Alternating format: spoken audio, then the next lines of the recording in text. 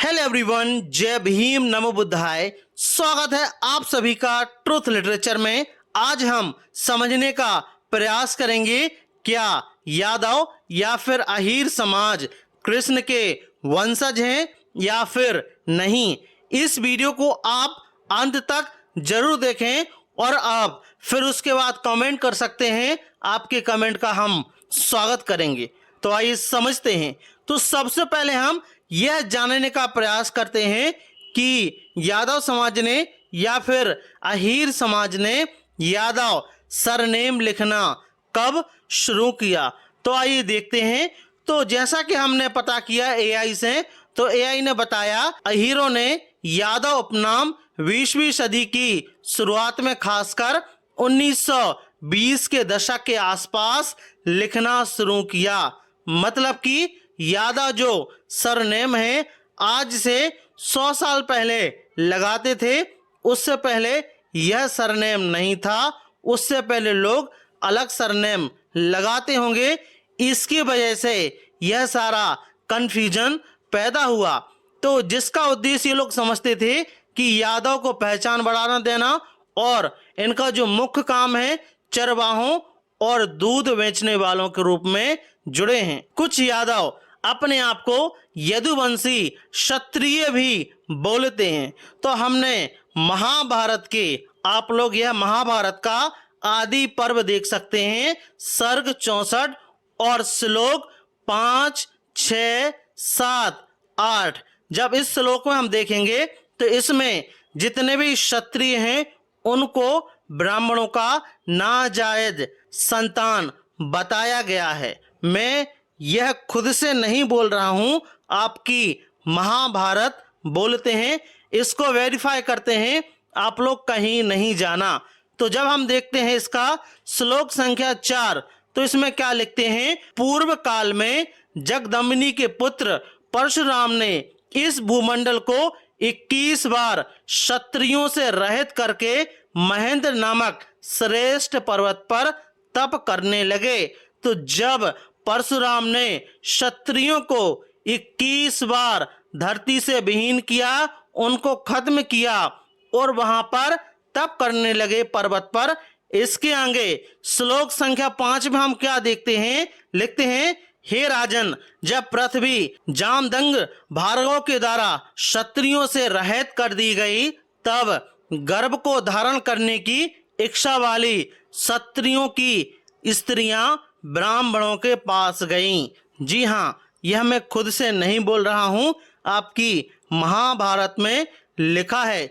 उसके बाद क्या हुआ, श्लोक संख्या 6 में क्या लिखते हैं, हे पुरुष में व्यंग्य के समान पराक्रमी जनमेह व्रतशील ब्राह्मण लोग प्रत्येक ऋतु में उन क्षत्राणियों से समागम करने लगे, पर ऋतु काल के समय किसी दूसरे समय काम बस करके समागम नहीं करते थे।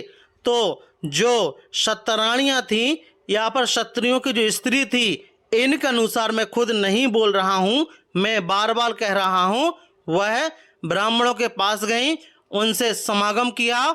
उसके बाद श्लोक संख्या 7 में क्या होता है कि सहस्त्रों क्षत्रियों की रानियों ब्राह्मणों से गर्भ धारण किया और इसके बाद वे क्षत्रियों के वंश बढ़ाने निमित्त फिर महावीरवान क्षत्रिय कुमार और कुमारियां प्रसव कराने लगीं। तो इस प्रकार से हुआ।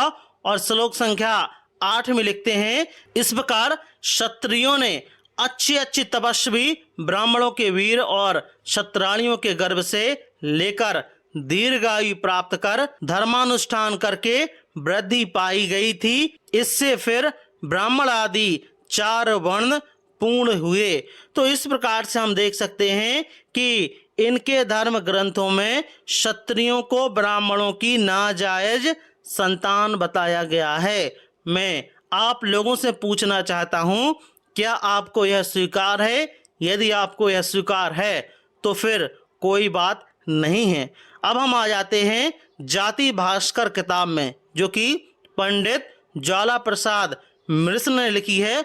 उन्होंने जाति भास्कर में क्या लिखा है, यादवों के बारे में और अहीरों के बारे में जो भी हम बोलना चाहें तो क्या बोलते हैं, महेश की स्त्री में ब्राह्मण द्वारा जो पुत्र पैदा हो वह अभीर है। तो यहाँ पर वर्ण संकर बताया है, तथा ब्राह्मण द्वारा अभीर पत्नी से भी अभीर ही उत्पन्न होता है।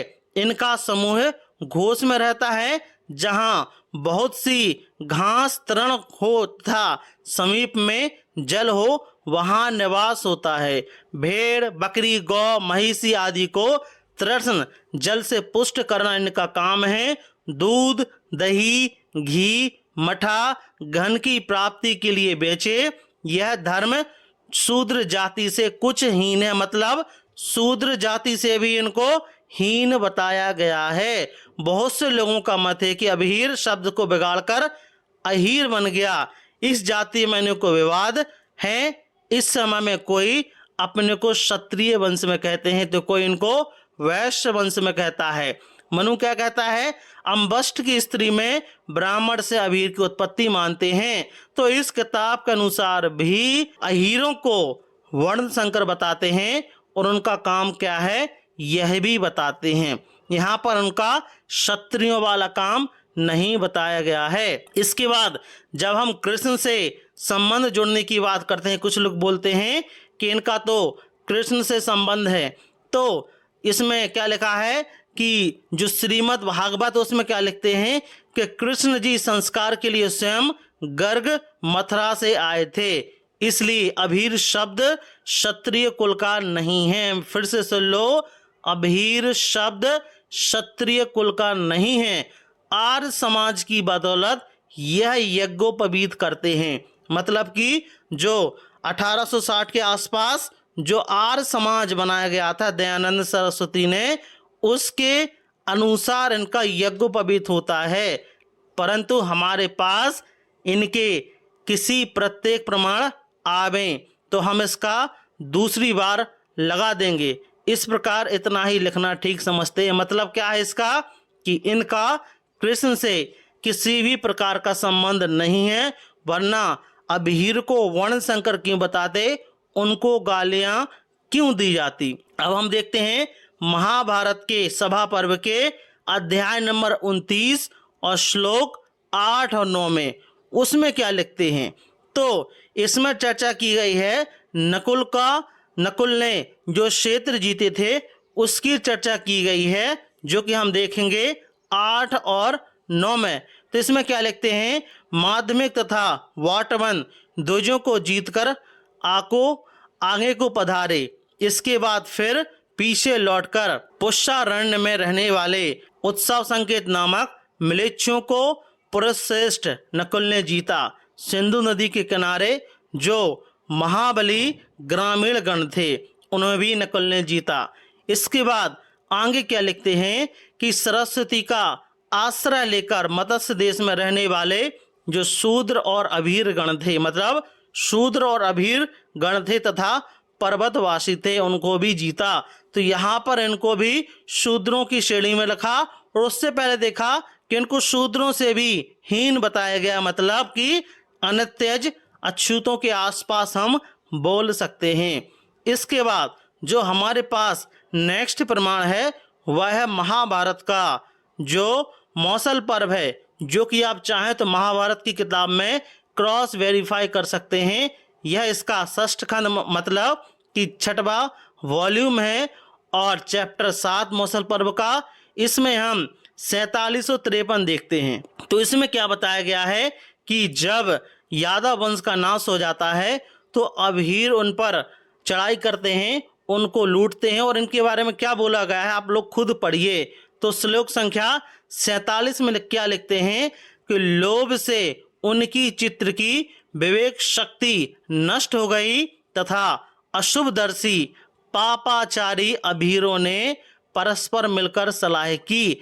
तो यहाँ पर अभीरों को अशुभदर्शी बताया गया है, पापाचारी अभीर ने। उससे पहले जो मैंने वीडियो बनाया था उसमें भी रामायण में अभीरों को पापाचारी कहा गया था। महाभारत से भी यह वेरीफाई हो जाता है। इसके बाद आगे के श्लोक में क्या लिखते हैं कि वीरवर अर्जुन ने ऐसा कहने पर उनकी बात की अवहेलना करके वे मूर्ख अहीर उनके बार बार मना करने पर भी उस जन समुदाय पर टूट पड़े। तो यादवों पर अहीरों ने हमला किया, जो अपने आप को बोलते हैं ना यह कृष्ण के वंशज हैं। तो यदि यह कृष्ण के वंशज होते तो यह ऐसा क्यों करते। उसके बाद जो मौसल पर्व के चैप्टर 8 में श्लोक 16 में देखते हैं, इसमें क्या लिखते हैं कि अर्जुन क्या बोलते हैं आगे कि जब मैं उस घटना का चिंतन करता हूँ तब बार बार मेरा हृदय विदीर्ण होने लगता है। ब्राह्मण पंजाब के अहीरों ने मुझसे युद्ध ठानकर मेरे देखते देखते वृषणवंश की हजारों स्त्रियों का अपहरण किया।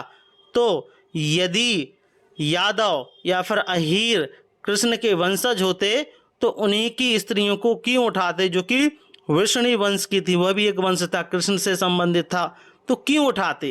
तो इससे क्या साबित होता है, इससे यह साबित होता है कि वर्तमान के जो अहीर हैं उनका कृष्ण से किसी भी प्रकार का संबंध हमें देखने को नहीं मिलता, ना ही यह देखने को मिलता है कि यह उनके वंशज हैं। इसके बाद महाभारत का शल्य पर्व चैप्टर 37 श्लोक 1 में देख सकते हैं, और यह महाभारत का 4th वॉल्यूम है।